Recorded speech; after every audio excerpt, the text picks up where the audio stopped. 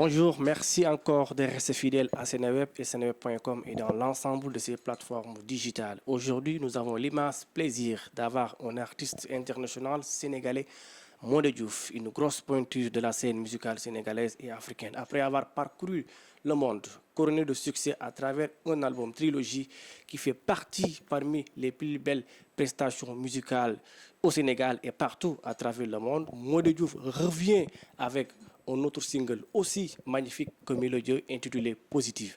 Modé Diouf, artiste sénégalais basé à l'étranger, il fait partie parmi les chanteurs sénégalais qui ont eu l'occasion de prester à une cérémonie de Coupe du Monde. C'était en Afrique du Sud en 2010 lors de la Coupe du Monde. Modé Diouf fait partie parmi les artistes authentiques sénégalais ancrés à travers leur culture d'origine, le CRR.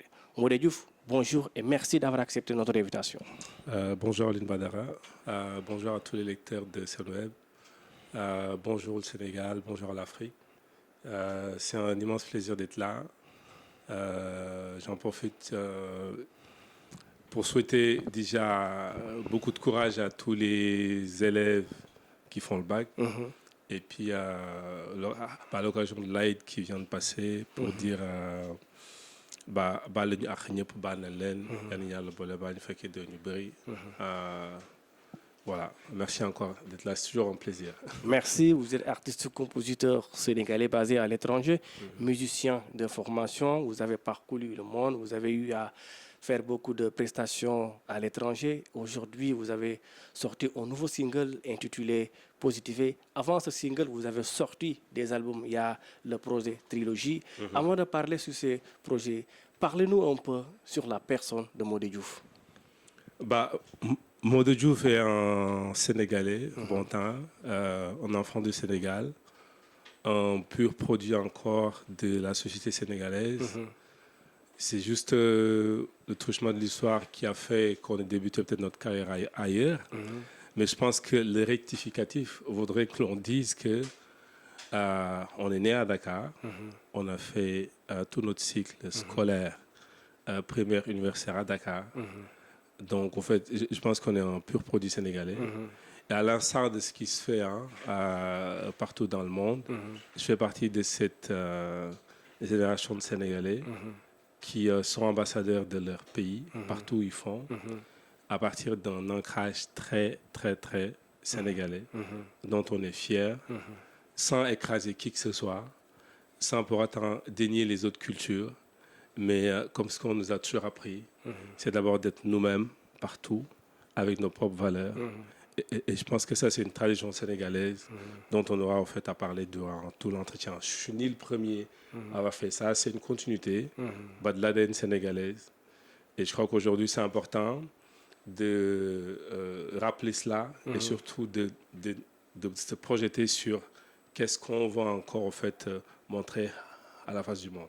Je crois que c'est hyper important. Artiste, compositeur à la fois aussi engagé. Modé Diouf, comme vous l'avez si bien dit tout à l'heure, que vous êtes né à Dakar, vous êtes un pur produit dakarois, sénégalais. Plus précisément, vous appartenez à la culture sérère, à la communauté sérère, Mohamed Diouf de votre vrai nom. Ouais. Et aujourd'hui, Modé Diouf, est-ce qu'on peut savoir qu'est-ce qui vous a influencé à faire de la musique? Moi, je crois que la musique, en fait, c'est un outil de communication, comme d'autres utilisent la radio, d'autres la politique, d'autres le sport. J'avais besoin, moi, d'avoir, en fait, une proximité directe par rapport à mon peuple. C'est que je veux dire que le fait de passer, par exemple, par la littérature, qui demande, en fait, un outil qui est le livre, je n'ai rien contre, mais il me semble qu'il y a un côté restrictif de cela. Ce n'est pas donné à tout le monde d'acheter un livre, de pouvoir en fait le lire et le déchiffrer. Donc, à partir de ces réalités, moi, ce qui m'intéressait, c'était de ne pas avoir comment on appelle en anglais, de third part, d'avoir un contact direct. Et c'est ce besoin-là, moi en tout cas, qui m'a poussé à utiliser beaucoup plus la musique par rapport à d'autres canaux de communication.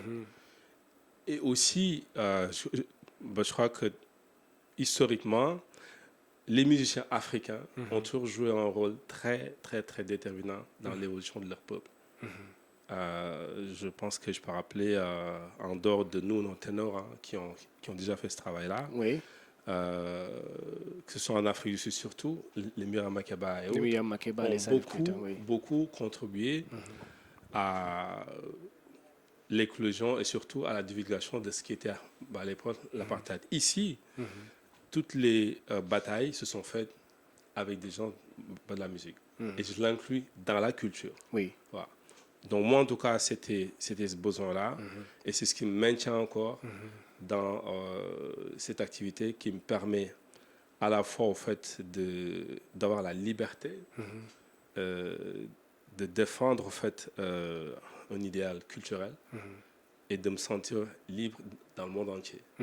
De ne pas être simplement en fait tenu par des vérités temporaires qu'on ne peut pas défendre ailleurs.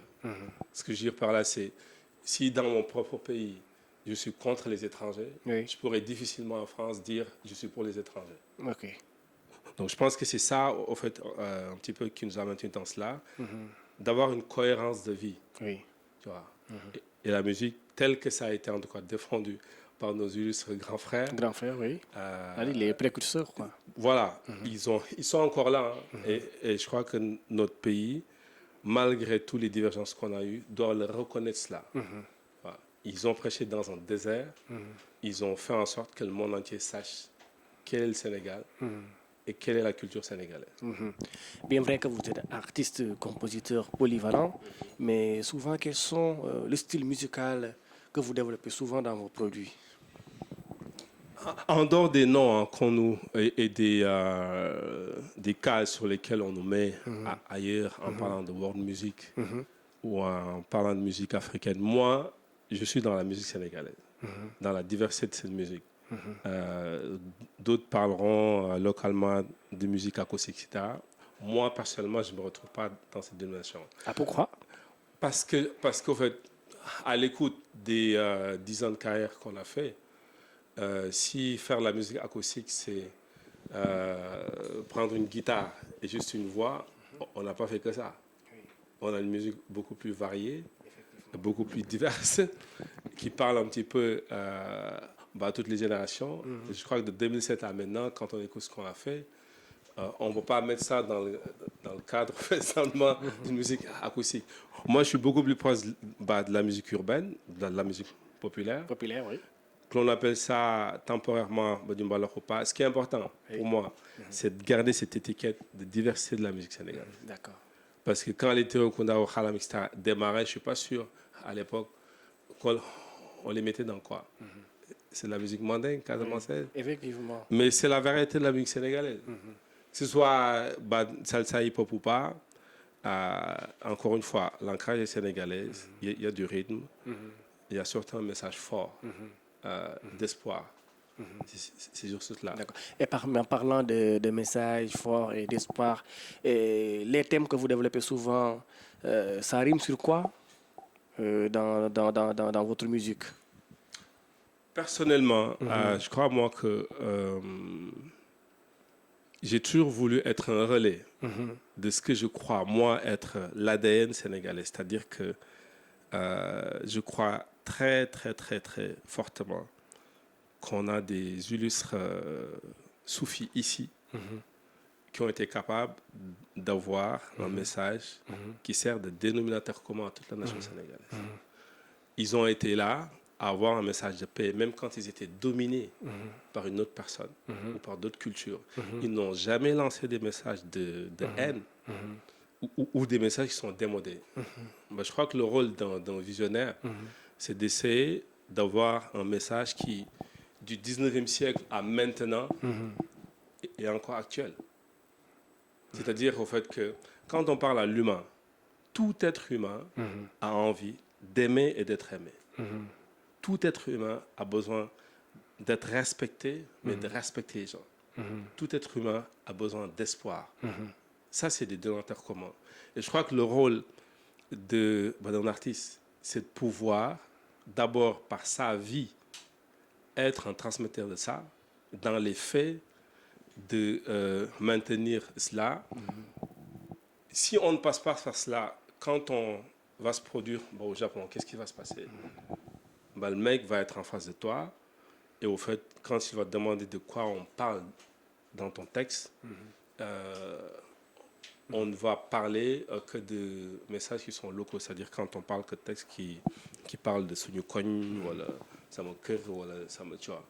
Mais encore une fois, je ne suis pas là pour dénigrer qui que ce soit, mais moi, j'ai fait le choix, en tout cas, de suivre cette voie-là, parce que l'imogum, moi, en fait, notre ADN est notre or. Notre or. Ce qui fait que dans le sillage du monde entier, qu'on sort du lot, c'est parce qu'en fait, on a cette capacité-là de puiser chez ces illustres personnes-là. Oui. Et de continuer le message. C'est ce qui fait qu'on n'est ni dans de l'ethnicisme, ni dans de la politique temporaire, ni dans des messages qui, 10 ans après, effectivement. Je rappelle que nous sommes avec l'artiste sénégalais international Modé Diouf. Alors, Modé, avant de parler de votre nouvelle single qui vient de sortir récemment, il y a 2 jours ou 3 jours, nous allons parler de la trilogie. Vous avez sorti un projet intitulé Trilogie avec 3 chapitres. Oui. Partie sénégalaise, partie sud-africaine et une partie européenne. Quel est l'objectif de cette trilogie? La trilogie, en tout cas, c'était d'une part pour répondre à un besoin de clarification, de ne pas être dans des genres de jazz, world music, etc. J'avais l'impression qu'on ne parlait qu'une partie de moi. Donc il y avait une mise à jour de ma part qui était important de le faire. Et puis on était resté une période de 2013 jusqu'à 2015 où on s'était un peu éloigné du Sénégal. Donc c'était un petit peu pour dire voilà ce qu'on avait fait depuis ces années. De dire au fait qu'on est Sénégalais à part entière, mais qu'on est parti ailleurs, prendre ce qu'il y a de meilleur là-bas et venir présenter la face du monde. Donc ça a présenté un petit peu les 3 parties géographiques qui avaient le plus d'influence sur moi. L'Afrique du Sud en fait partie, même si aujourd'hui j'ai beaucoup de... C'est pas de la déception, mais j'ai un pincement de cœur par rapport à l'évolution que ça a eu. Mais Trilogie, en tout cas, a définitivement marqué une étape où j'avais besoin de montrer qui était-elle réellement. Pas une partie décrit, parce que parfois quand on est dans un territoire francophone, on parle que d'une partie de soi. Et quand on est en Afrique du Sud, on parle aussi que d'une autre partie. Donc j'ai besoin, vu que le net nous le permet aujourd'hui, de présenter un projet qui était beaucoup plus global.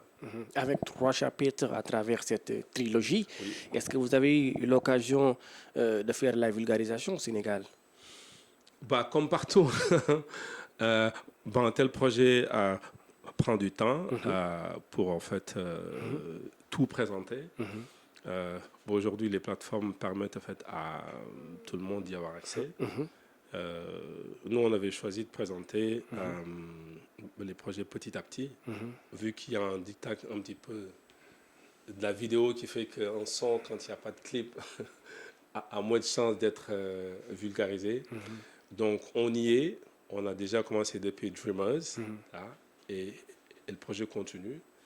Aujourd'hui, il y a juste une actualité asiatique qui a un petit peu changé la donne. Donc, mais on est dans cette continuité-là. D'accord. En 98, Youssou N'Dour et la star belge Axel Red ont animé tous les deux la cérémonie d'ouverture de la Coupe du Monde en France en 98. Vous, Sénégalais aussi, vous avez assuré la cérémonie en Afrique du Sud lors de la Coupe du Monde. Vous faites partie parmi les rares artistes sénégalais qui prestent dans une cérémonie pareille. Qu'est-ce que cela vous fait? Moi, je pense que par rectificatif, la dernière Coupe du Monde, je crois que c'était au Qatar, a aussi montré... Qatar Boubs, je crois qu'il était allé. Oui. Encore une fois, on a, de manière permanente des jeunes qui représentent ou qui essaient de représenter une certaine qualité de ce que la société a. On le trouve dans le sport, on le trouve dans la médecine, on le trouve ailleurs. Des concours de circonstances peuvent faire que ce soit moi, mais je n'ai pas vocation à tirer sur mon ego pour dire je suis le meilleur, etc. Ça n'a rien à voir. Moi, je suis une tradition. Je ne saurais jamais remercier les grands frères qui te donnent cette énergie-là pour dire la barre, elle est là, essayer de la mettre encore plus haut. Et comment ça a été lors de la prestation en Afrique du Sud? C'est des moments exceptionnels. On faisait partie d'une compilation qui s'appelait Hello Africa, qui était faite par Sony. Mais le rôle de cela, pour moi, le message que je veux lancer à travers cela, c'est aux jeunes gars qui est seul, Kédougou, ou qui est à Matam. Ce qui est important pour moi, c'est voir que quel que soit ce qui se passe, quelle que soit la partie où on est dans ce pays-là, avec l'effort, avec le travail, tu peux accéder à tous tes rêves. Moi, c'est ça qui m'intéresse. Donc, quand tu es sur scène à ce moment-là, tu penses à ces milliers de jeunes qui vont se dire « Ah tiens, moi, il l'a fait, je peux le faire. » Et aujourd'hui, je pense qu'il y a une liste de personnalités que je peux citer dans le sport ailleurs qui, tous les jours, continuent à donner de la force à ces jeunes-là. Moi, c'est ça qui m'intéresse. Et je continue encore à me battre pour cela, pour montrer qu'il y a encore de la qualité. Parce que c'est quand même assez difficile aujourd'hui, dans cette cohorte-là on va dire, dans la cacophonie qu'il y a actuellement, on dirait que tout est négatif. Que tu vois. Okay. Donc c'est important qu'il y ait au moins quelques personnes qui continuent à dire que quel que soit ce qui se passe maintenant, continuez à vivre vos rêves. Alors, il y a aussi une autre actualité. Vous venez d'intégrer le marché chinois en tant qu'artiste sénégalais. Est-ce que vous pouvez nous donner plus d'informations par rapport à ce choix qui a été porté sur votre personne? Encore une fois, le fruit d'évolution, c'est des personnes que j'ai rencontrées depuis 2017, à qui on était en pourparlers. Et c'est ce besoin perpétuel de chercher de nouveaux marchés et de ne jamais se dire que ça, c'est pas possible. Tu vois, c'est des marchés compliqués où il y a presque un vide par rapport au fait à la musique africaine. Mais voilà, personne ne le fera à notre place. Donc, au fait, j'espère à travers en tout cas cette collaboration, au-delà de ma personne, ramener du contenu sénégalais, ouest-africain et africain, pour que leur oreille s'habitue à cette qualité-là. Et au-delà de la musique, il y a tout un tas de produits qu'il y a à vendre. Il y a nos esthétiques africaines, il y a l'art qui est à vendre, il y a la technologie africaine qui est à vendre, il y a un savoir-faire, etc. Donc, chaque fois au fait, qu'on est en découverte d'un nouveau territoire, il y a derrière le fait au fait qu'on essaie d'ouvrir le maximum de marché possible. Parce que le monde appartient à tout le monde et il n'y a aucune règle qui voudrait qu'on n'y ait pas accès. Que ça prenne 10 ans ou 20 ans ou 30 ans, on continuera à découvrir encore d'autres marchés et à y apporter ce qu'on a de meilleur. En tout cas, félicitations et nous souhaitons aussi une très bonne continuation. Et en dehors de la musique Modé Diouf, avez-vous d'autres activités? Bien sûr, heureusement. Oui. Je ne mettrai pas en dehors de la musique, c'est des activités qui sont en interconnexion avec la musique. Et lesquelles? Parce qu'avant d'être musicien, aujourd'hui, comme tout bon Sénégalais, j'ai fait mes études à Barton, en finance, en littérature et en gestion. Et c'est ces études-là, et surtout ce qu'on a puisé à mes filles, qui te permettent au fait de vendre de bonne manière, la plus humble possible, la plus intelligente possible. Donc, je pense qu'à l'instar de ce que je peux donner exemple, Akon en termes de marketing commercial, Youssou N'Dour l'a aussi fait, c'est d'utiliser la musique comme une vitrine de business. C'est-à-dire, en fait, que tous les jours, on a des amis avec lesquels on a un business, que ce soit dans l'agriculture, dans l'immobilier ou dans d'autres secteurs qui créent de la valeur ajoutée. Quand on va en voyage à Baba au Mexique, au-delà de nos concerts, on arrive avec un certain nombre de décideurs d'entreprises auxquels on croit et qu'on essaie au fait d'exposer dans cet échange-là. Effectivement.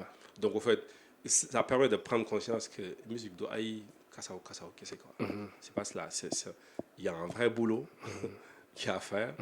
Et je pense qu'au fait, beaucoup d'artistes l'ont montré dans notre pays et puis ailleurs. Dans le sport aussi, je pense qu'il y a assez de footballeurs qui l'ont montré. Donc, nous, on est dans toute activité qui permet d'avancer et qui apporte de la plus-value. D'accord. Récemment, vous avez sorti un nouveau single, Positif. Quel est le message que vous véhiculez à travers cette vidéo? Positif avec un Z. Avec un Z.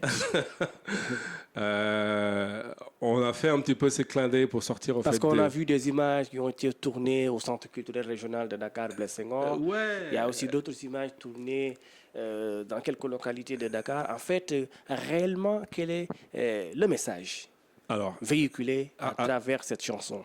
Alors, il y a le message, on va dire, littéral de la chanson, où on dit, on résume un petit peu ce que je viens de développer. L'humo tartar nanga def tay liggéey. Bu ñuy pause nanga play okay. Don't listen to what they say, because everything gonna be okay. Vous êtes rappeur ou bien? Mais encore une fois, je le rappelle, notre génération est en dehors de ces clichés-là. Ok. Fille, je pense que ni boo jëlee ñoom Fada El Hadj Diouf yi sax ñëpp. Tout le monde sait rapper, tout le monde sait mettre la mélodie là il faut, et c'est à cette génération-là. Donc bien sûr, gars, mon rap. Après, selon les chansons, tu essaies de placer ce qui marche le plus. Mais dans la chanson, encore une fois, nous on a besoin de créer une chanson, d'être dans le quotidien des gens. Où chaque matin, au Tege Sound, dinga jóg ne faut me dem dóori waar. La chanson démarre en disant maintenant mais on gère et on contrôle de lu ñu jaral dugg ci ay cool-cool. waaw nit ku ne da ngay nekk boo nekkee sa yoon da ngay moytu coow boo nekkal sa bopp. Message de motivation. On en a besoin parce que je pense qu'il y a assez d'éléments négatifs qui est distillé au quotidien à la jeunesse africaine pour dire renoncer le rêve ne gis qu'ailleurs c'est meilleur. Keneen kan mooy taxaw ne leen que ni fi ñu ne nii ma ne ko lépp a ngi fi te chaque jour ñu gis ay góor yu fi juddoo màggee fii ma ne ko tekki fi. Qu'est-ce qui fait au fait que aujourd'hui ba nos jeunes mu jarale du ñàkk seen bakkan ci jël gaal am na ku ko def. Mais parce que tous les jours on leur vend une image qu'ailleurs c'est mieux, même boo fay dem fa. Personne ne fera ce discours-là à notre place. Moi, je ne suis pas dans un truc de morale, je suis dans des facts. Je suis très factuel. J'aime bien les choses qui marchent. C'est pour ça que je respecte beaucoup les personnes qui ont fait des choses ici. Effectivement. Ñi fi jëf ay jëf. Ba jëf yi boo xoolee la ñu dara wax 2007 ba léegi même tur yi ñooy ñëwaat parce que ñoom ñoo fi nekk di jëf ak lu leen mënti critiquer. Théorie la mais dëkk yu nekk nii dañu soxla ay faits ay facts ay jëf yu mën a nit ñi dañ ciy xool ne lii kii de ba ma toogee digg fuñu nekk man kese yoruma dërëm xaw ma fan laa jëm kii laa toog déglu mu nekk sama message man. D'accord. Loolu moo tax ñu def. Ok. En dehors du message littéral, on a travaillé aussi avec des gens qui nous accompagnent depuis des années et que moi je trouvais qu'il y avait une forme d'injustice sur le fait de ne pas reconnaître en fait le talent qu'ils avaient. Autant dans l'écriture, un gars comme Kromane Mori, qui est là, qui est aujourd'hui mon année, tout ce qui s'écrit aujourd'hui en texte, c'est lui, mais bizarrement, peu de gens le citent. Est-ce par au but, etc. En tout cas, moi, c'était un message que je voulais lancer. Et puis la compagnie Bakalamara avec Malandiaï. Oui.